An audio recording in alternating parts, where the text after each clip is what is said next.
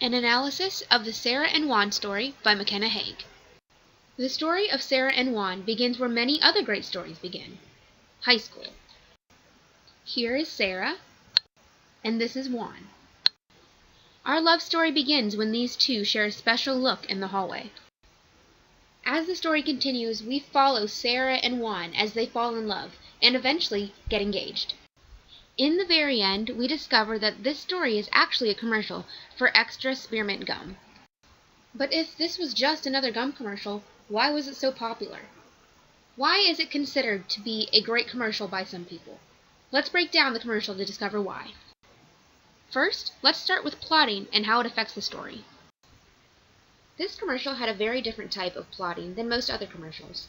It didn't follow an ABC sequence. Towards the end, the commercial flashes back to earlier scenes, which creates a type of postmodern plotting. This type of plotting puts a new spin on things. It keeps the audience engaged and excited. Connected with the plotting of a narrative is order. Order refers to the order in which the events are told and are used to heighten the impact of certain items. In this commercial, the order of events is told in a sequence. We see little moments that the couple shares. However, we do not see every single aspect of their journey. When the story flashes back to past memories, the order of events is disrupted. This helps the overall story. As the audience, seeing these flashbacks helps us remember the emotional moments in the relationship, leading up to the most emotional moment yet. Next, let's analyze narrative speeds. A change in the narrative speeds or unique speeds brings attention to particular aspects of the commercial. In certain scenes, the commercial will slow down to emphasize the moment. This occurs typically when Juan is looking at Sarah.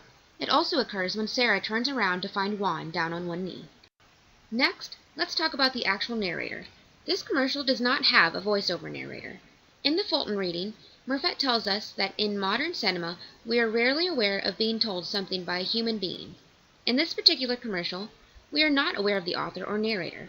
Who is telling the story? We never know. However, just like narrative cinema, this commercial uses visuals and visual information to keep the story moving along. For example, the commercial cuts between the faces of Sarah and Juan quite often. It also cuts to new settings every 1 to 3 seconds. The next narrative convention to analyze is frequency. Frequency refers to how often an event occurs. Frequency is an extremely important concept in this particular commercial. Throughout the story, we see Sarah giving Juan a stick of gum. This frequent event is important to the story because it brings the whole story together. Whenever a major event or moment occurs in their relationship, Sarah gives Juan a piece of gum and Juan draws that moment on the wrapper. The repetition of the gum wrapper eventually leads to the end of our story when Sarah walks into an art gallery featuring all of the gum wrapper drawings. Close-ups are an interesting element of cinema. Facial close-ups serve two purposes: to experience emotion and to experience focalized perceptions. In the commercial, the many facial close-ups add more emotion to the story. When you see a close-up of Juan's face when he's looking at Sarah, you can see the amazement and love he feels for her. When there's a close-up on Sarah's face in the car, you can see the happiness and giddiness she is feeling. Close-ups are a great way to convey emotions. This commercial utilizes this tool to tell the story. This commercial capitalizes on its non-diegetic sounds. Non-diegetic sounds are sounds that come from the outside world and are not heard by the characters. This commercial actually contains only one single non-diegetic sound, a song. This song is called Can't Help Falling in Love and is sang by Haley Reinhart, an American Idol contestant.